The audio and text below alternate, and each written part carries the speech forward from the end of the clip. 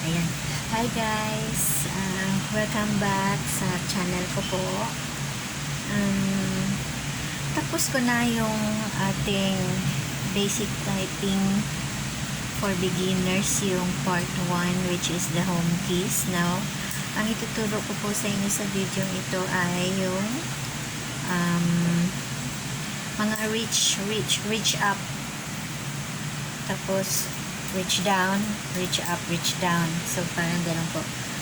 Para proper po yung paggawa natin. So, pali ito pong pinky finger natin. Nasa A, diba? S, D, F, J, K, L, at saka yung semicolon. So, ganyan po yung home keys natin, di po ba? So, ito pong pinky finger dito sa left side. Ang reach up niya ay Q. Yan po ha. Q, Z. Yan. A, home key po ito. Home key po itong A. So, Q, Z. Yan po yung naka-assign sa kanya. Ho? Tsaka, itong caps lock, itong shift. So, maraming trabaho si pinky finger sa left. Lahat ng nasa extreme left sa kanya. Caps lock, yung tab, yung shift, yung control, sa kanya lahat yan. Yung function, yan. Sa kanya lahat yan. So, wag mo muna natin galawin ito. Kasi, ang hawak niya, so lahat ng nandito, yan, 1, sa kanya yan. So, yan, papunta dyan. Sa kanya ho yan lahat. Yan, yung line na to. Sa kanya yan. Para dito kay pinky finger yan. So, Q, A, Z. Tapos, itong window dito. Tapos, yung 1. Tapos, ito po. Tsaka, ito, parang, ano to yung tudling ba? Tawag yan. Tapos, yung tab, yung caps lock, yung shift, yung control. Yun. Kung ihahagis mo yan dyan siya pag ganon. Parang i-reach niya yan pag ganon. Pag ganon. Pag ganon. Okay? So, kahit nakaganyan yan, gaganon yan siya. Gaganon yan siya. 1. Yan. Tab. Yan. So, matik yan. Sa kanya yan lahat. Ito naman pong ring finger natin sa left. Diba nasa S yung home keys. Nasa letter S siya. So, i-reach naman niya yan. Ito. W. Reach up, W. Reach down, X. Okay? So, nasa S siya. Reach up, W. Reach down, X. Okay? Tapos, itong button na to. What's this? I think this is out. Tapos, number 2. Yan. So, wag na natin intindihin itong mga ito kasi pwede na yan bihira naman pong gamitin itong mga button na to sa taas. So, dito lang tayo sa number sa taas. Tsaka, yan dito sa letters. So, S, reach W, reach up sa W, reach down sa X. Okay. So, ito naman pong middle finger D, reach up E, and then, yan, reach up E, then reach down C. Yan. So, ganyan siya.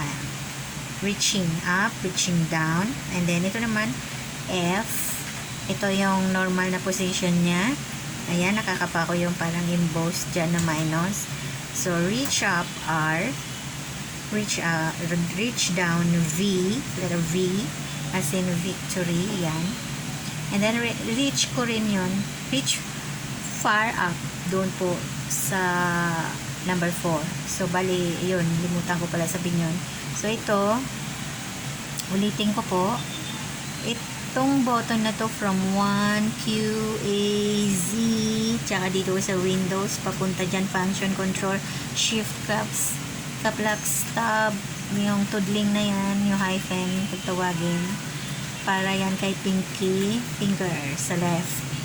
And then, ito naman pong ating ring finger from number 2, W, S, X, tsaka dito po sa R. Tapos, ito naman pong ating middle finger from number 3, E, D, C. Okay? Hanggang doon lang po yan. And then, ang letter F, yung hintuturo for RFV. So, ganyan po yan. Gaganon, gaganon, gaganon. Okay, gaganon. So, ganon po yan. Na? Reach, reach, reach up, reach up, reach up, reach up, reach down, reach down, reach down, reach down. So, akala nyo mahihirapan kayo pero hindi po.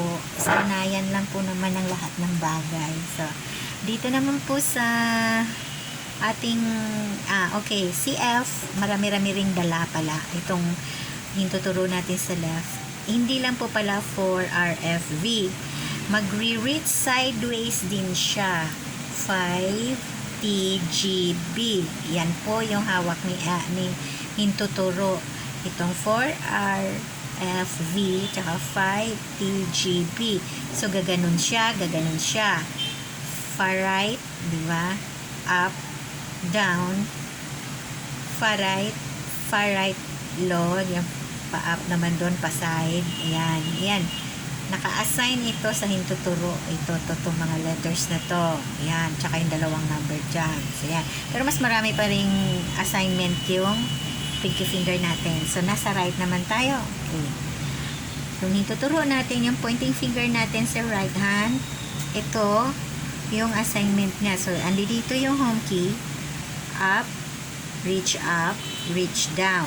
Okay, sa letters. And then, far reach, 7, number 7. Ayan. Tapos, magre-reach din siya sideways sa letter H. Sa kanya yan, hawak niya yan. Letter H, letter N, down, letter Y. Yan.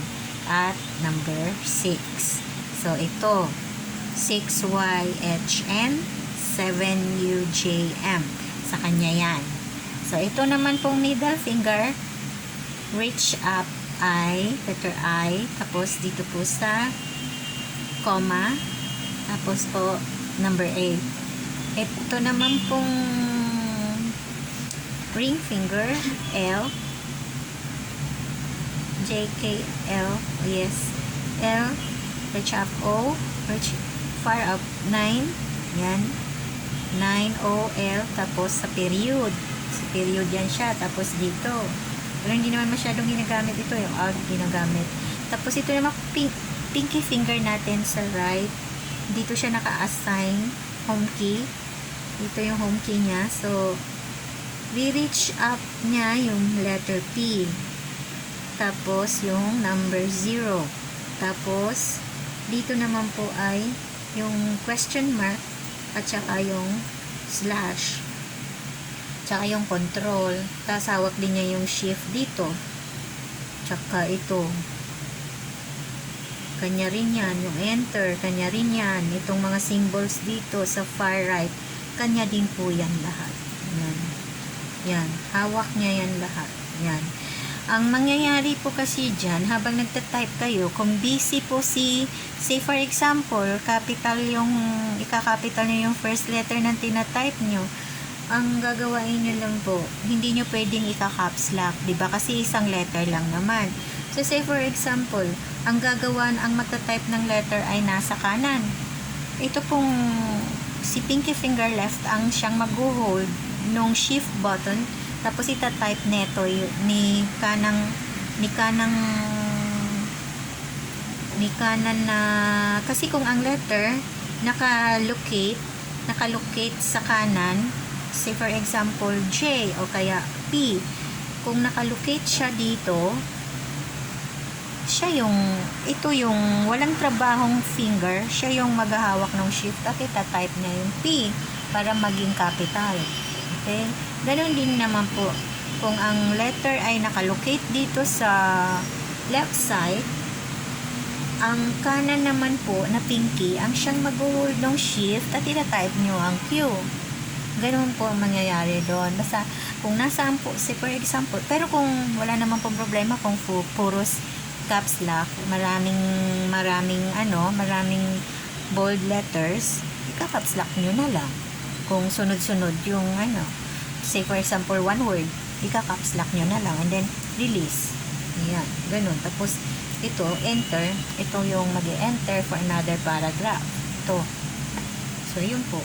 Kasi nandito, isa lang yung enter natin eh. Pero dalawa yung, kaya nga po ang design, dalawa yung shift.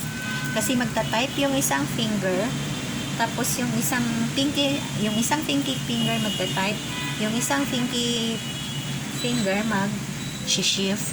So, ganun po ang mangyayari doon. So, okay po. Ta-type po natin sample yung very well known na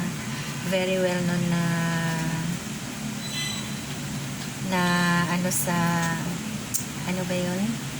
Yung sa music namin may sinasabi na every good boy does fine. Okay. So, i-shift ko yung pinky finger kasi ayan, naligaw na. Yung pinky finger ko sa right ang siyang shift kasi magpe-press ng shift button kasi ang every ay nakalocate sa left arm. Okay? So, ang ating ay, mali. Filter keys. Ang ating magtatrabahong hand na finger ay nasa left. So, ayan. Si-shift ko E. Every good boy does fine. Okay? Period. Ayan. So, ayan po.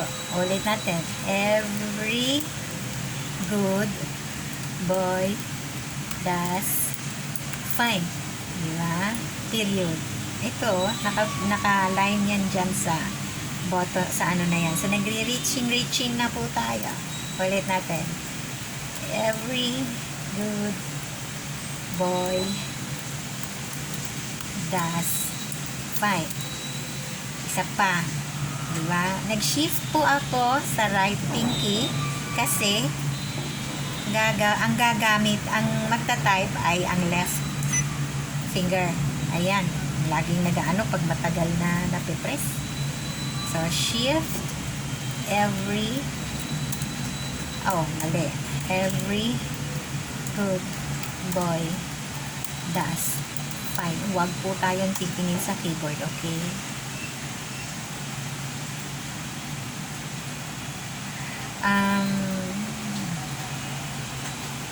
Meron pang isa eh. Okay. The boy jump over the lazy dog. Nakita po ninyo yung mga reaching ko? Pansinin nyo po. The boy jump over the kita nyo po. Lazy dog. Alam ko nagkamali ako kasi kabisado ko na po. The boy jump over the lazy dog. Matik na po sa akin. Nalalaman ko kapag may mali akong ginawa kasi po. Ayan, mali daw yung grammar ko. It's jumps. Wait lang po. Tatama ko lang to. Tinanggal ko kasi yung aking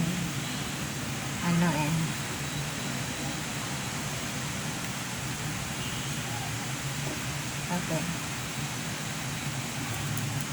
The boy jumps over the lazy dog. The boy jumps over the lazy dog. The boy jumps over the lazy dog. So, yan.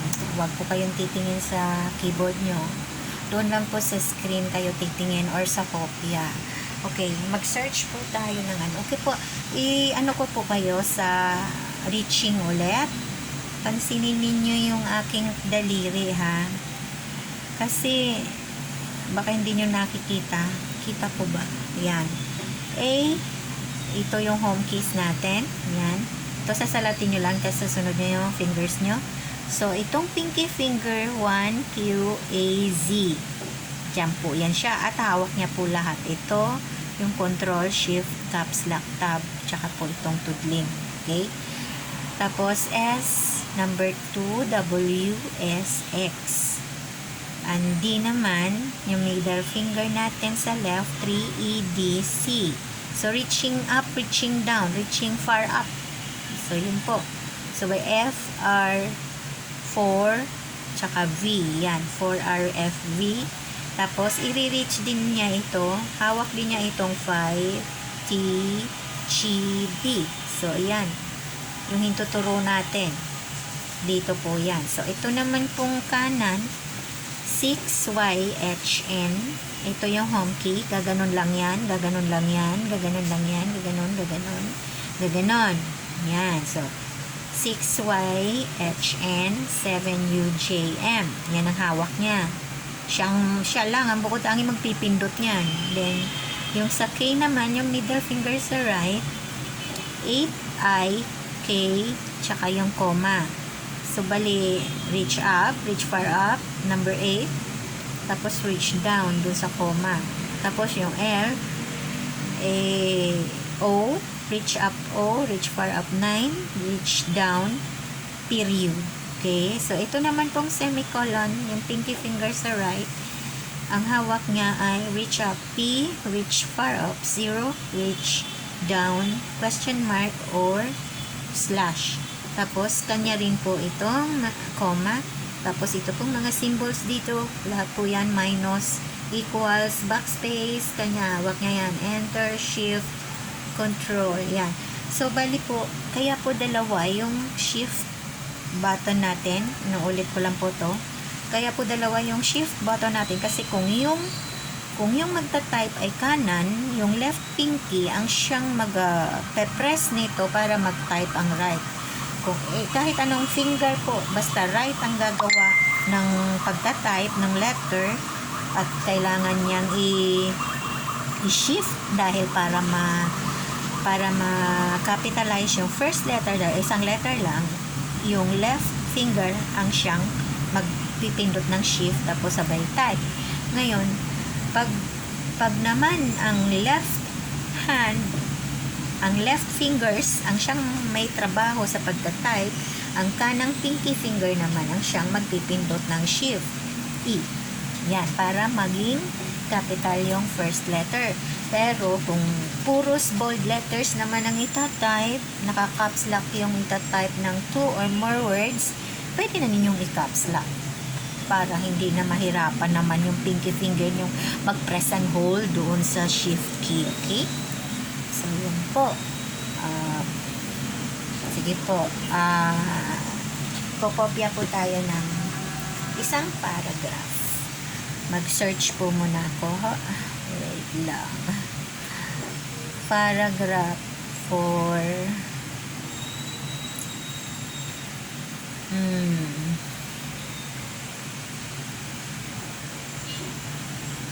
one paragraph na lang.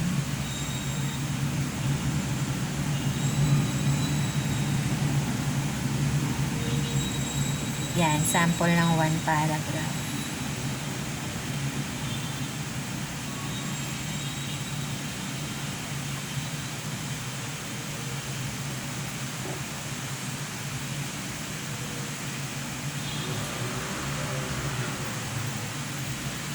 Basic paragraph.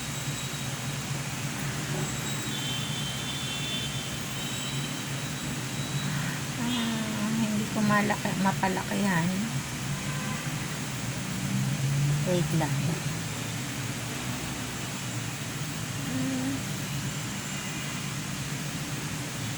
Yan. Yan ang labo. There are several ways to write. My God. Hindi ko. Ito na lang example. Ito na lang po. Yan. Ayan. Tatype ko na lang po ng itong example paragraph. Okay.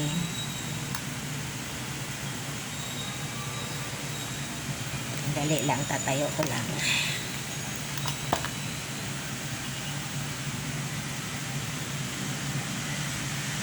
Okay. So, itatype ko po ito, no? The illustration we want to explain or clarify something, whoops, such as an object, a person, a concept, or a situation. When we illustrate, we show how something is as we point out. O, yan. So, napansin niyo po yung paano ako nag-type. Example paragraph, some more.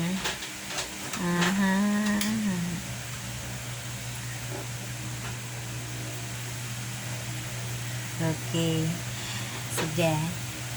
Other example. Okay. Nakita nyo yun? Nag-shift po ako sa left, sa right pinky kasi left ang magta-type para po makapitalize yung first letter. The illustration, kita nyo? Ayan, examples. Nag-ano ako doon, nag-shift. O yan, shift na naman. Diba? Ito yung, ito magta-type. So, siya yung, matik na sa akin kasi nasa system ko na po eh. Paragraph is, mali. Is useful when we want to explain or clarify something. Okay, such as an object, a person, a concept, or a situation. When we illustrate, we show how something is as we point out. So, we point out. Paminsan-minsan po tumitingin ako sa screen kasi nararamdaman kong nagkakamali na ako. When we illustrate with examples, we give so they can see for themselves. Yan. How something is as we claim it to be. Yan. You will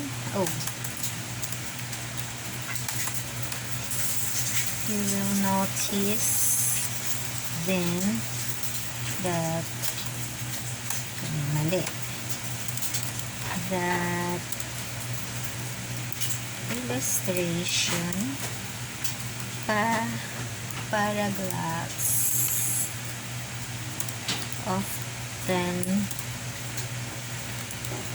answer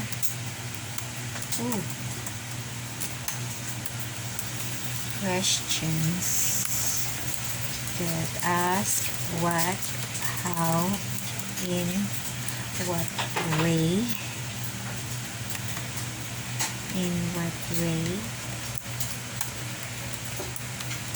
questions, okay lang, that need or ask for explanation, examples,